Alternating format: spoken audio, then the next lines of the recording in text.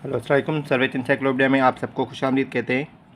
आज हम क्लास 7 का चैप्टर नंबर 10 जो है हीट एंड टेम्परेचर, उसके जो एमसीक्यूज़ है अभी इस लेक्चर में सॉल्व करेंगे।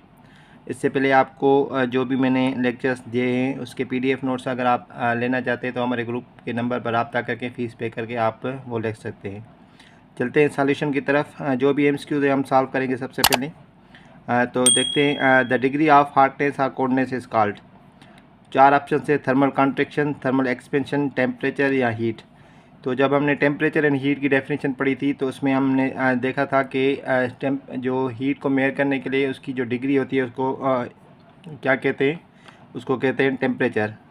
The degree of hardness and temperature definition है। द डिग्री ऑफ हार्डनेस और कोल्डनेस इज कॉल्ड टेम्परेचर। तो ये टेम्परेचर की डेफिनेशन है। यहाँ फिर हम ऐसे कह सकते हैं कि average kinetic energy of the molecules in the substance. The bulb of a thermometer is filled with oil, alcohol, water, salt. इसका जो करेक्ट ऑप्शन होगा वो अल्कोहल होगा। इसके अलावा मर्क्यूरी भी जो है वो यूज़ होता है। अल्कोहल या मर्क्यूरी दोनों ऑप्शन सही होते हैं, लेकिन इधर एक ही ऑप्शन है अल्कोहल, तो हम अल्कोहल पर हम टिक मार्क लगाएंगे। Centigrade scale is also called. तो सेंटीग्रेड स्केल का दूसरा नाम क्या है? फ़ारेनहाइट स्केल है, केल्विन स्केल है, एब्सोल्यूट स्केल है या सेल्सियस स्केल है? तो करेक्ट आंसर क्या होगा? Celsius scale, option D. The temperature of boiling water in centigrade scale is. Centigrade scale में जो है वो टेम्परेचर क्या है वाटर का, वो आपको बताना है। ऑप्शन से 0 degree centigrade, 32 degree centigrade, 37 degree centigrade and 100 degree centigrade.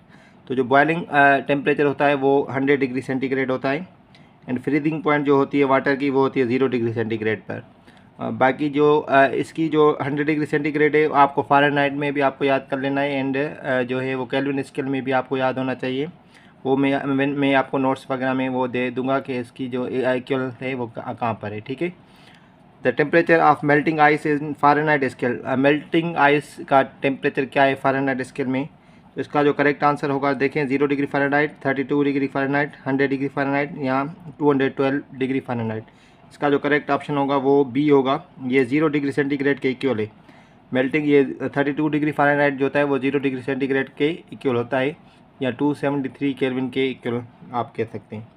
इसके बाद है कि when a 10 centimetre iron rod is heated to a high temperature. Option से its volume decreases, its volume increases, its density remains the same, none of these. अगर हम 10 centimetre iron rod heat करते हैं तो हीट करते हैं high temperature पर, तो उसका जो है वो इफ़ेक्ट क्या होगा? उसका वॉल्यूम डिक्रीज़ होगा, उसका वॉल्यूम इंक्रीज़ होगा, रिमेंस डेंसिटी पर कोई भी फ़र्क नहीं पड़ेगा, यहाँ नन ऑफ दीज। तो जब भी हम किसी चीज़ को हीट करते हैं तो उसमें एक्सपेंशन आती है, और एक्सपेंशन की वजह से उसकी साइज़ या वॉल्यूम या एरिया या लेंथ वो क्या होती है, वो बढ़ती है।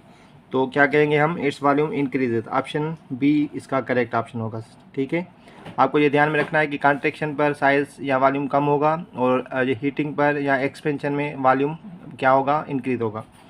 The average energy due to movement of molecules in a substance is called. तो ये डेफिनेशन है किसकी? ये काइनेटिक एनर्जी की डेफिनेशन है, क्योंकि मूवमेंट की वजह से जो भी एनर्जी आती है किसी बॉडी में अंदर होती है वो क्या कहलाती है? काइनेटिक एनर्जी कहलाती है। क्वेश्चन नंबर 8 है the energy they transfer from one object to another due to the temperature difference is called. तो ये जब हमने टेम्परेचर एंड हीट की डेफिनेशन पढ़ी थी उसमें हमने देखा था कि अगर टेम्परेचर का डिफरेंस हो तो एक एनर्जी होती है जो higher temperature to low temperature transfer होती है, उसको हम क्या कहते हैं? Atomic energy, heat energy, light energy या साउंड एनर्जी। तो उसको हम हीट एनर्जी कहते हैं। ये जो एनर्जी होती है वो क्या होती है? Higher temperature to lower temperature क्या होती है? ट्रांसफ़र होती है। इसके 3 हमने मोड भी पढ़े थे, conduction, convection and radiation. Different ये मोड्स होते हैं हीट ट्रांसफ़र के, जो कि टेम्परेचर के डिफरेंस की वजह से ये ट्रांसफ़र होती है, ठीक है। The gates are left after every few metres in the railway tracks so that. अभी आपने रेलवे ट्रैक देखा होगा, उसमें थोड़े थोड़े गैप्स होते हैं कुछ डिस्टेंस के बाद, वो क्यों होते हैं? ऑप्शंस आप पढ़ लें। They can not be detect in summer due to expansion, they can not be detect in winter due to expansion, they can not be detect in summer due to contraction, they can not be detect at night due to contraction. तो इसका जो correct option होगा वो होगा ए option, they can not be detect in summer due to expansion. Expansion जो होती है वो हीट की वजह से जो किसी चीज़ का बढ़ना होता है उसको हम क्या कहते हैं? एक्सपेंशन, ठीक है। तो ये जो रेलवे ट्रैक है उसमें अगर समर है वो हार्ड डेज होते हैं, उसमें क्या होता है कि एक्सपेंशन आ सकती है, इसलिए वहाँ पर गैप्स दिए जाते हैं ताकि वो एडजस्टमेंट हो सके गैप जो है एक्सपेंशन की। The rise of liquid in thermometer is due to, अगर थर्मामीटर में जो भी लिक्विड है, अल्कोहल है या मरकरी है, वो अगर राइज होता है तो वो क्यों होता है? एवापोरेशन की वजह से होता है, कॉन्ट्रैक्शन की वजह से होता है, एक्सपेंशन की वजह से होता है, या सब्लिमेशन की वजह से होता है? इसका जो करेक्ट ऑप्शन होगा वो एक्सपेंशन होगा, ठीक है, क्योंकि जैसे हीट मिलेगी उस लिक्विड को तो वो क्या होगा, वो राइज होगा, वो एक्सपेंड होगा, तो एक्सपेंशन की वजह से क्या होगी, उसमें राइज आएगी, ठीक है। उसका क्वेश्चन नंबर 11 है, the contraction of object on cooling is due to, contraction क्यों होती है बॉडी में किसी भी ऑब्जेक्ट में? ऑप्शंस आपके सामने हैं, reduction in size of particles, increase in size of particles, increase in inter particle distance, या decrease in inter particle distances. तो कॉन्ट्रैक्शन होती है कि जो मालिक्यूल्स वगैरह होते हैं उसके जो डिस्टेंस होते हैं वो कम हो जाते हैं जब हम उसको हीट उसमें से एक्सट्रैक्ट करते हैं या फिर टेम्परेचर उसका कम करते हैं। तो the last question for today's lecture is, an empty steel container is sealed and heated.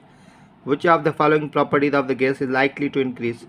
अगर कोई एम्प्टी कंटेनर है जो कि हम सील करते हैं और उसको हीट करते हैं, तो आप बताएं कि इसमें से कौन सी जो प्रॉपर्टी है वो इंक्रीज होगी? मास इंक्रीज होगा, प्रेशर, वॉल्यूम, या डेंसिटी? तो इसका जो करेक्ट ऑप्शन होगा वो प्रेशर। किसी एम्प्टी कंटेनर को जहाँ जिसमें आपने गैस वगैरह होगी तो उसमें क्या होगा, अगर हीट करते हैं तो प्रेशर उसका क्या होगा, इंक्रीज हो जाएगा। तो ये सारे क्वेश्चंस के आंसर आपको बताते हैं। जो भी हमारे ग्रुप में ऐड होना चाहते हैं व्हाट्सएप के नंबर पर आप रब्ता करके ग्रुप की फ़ीस पे करके आप ऐड हो सकते हैं। इंशाल्लाह हम अगले लेक्चर्स में किसी और चैप्टर की जो है वो MCQ सॉल्व करेंगे, और ऐसे ही मैं सारे जो चैप्टर्स है उसके आपको MCQ सॉल्व कराऊँगा। आप अपना ख्याल रखिएगा। शुक्रिया। अल्लाह हाफ़िज़।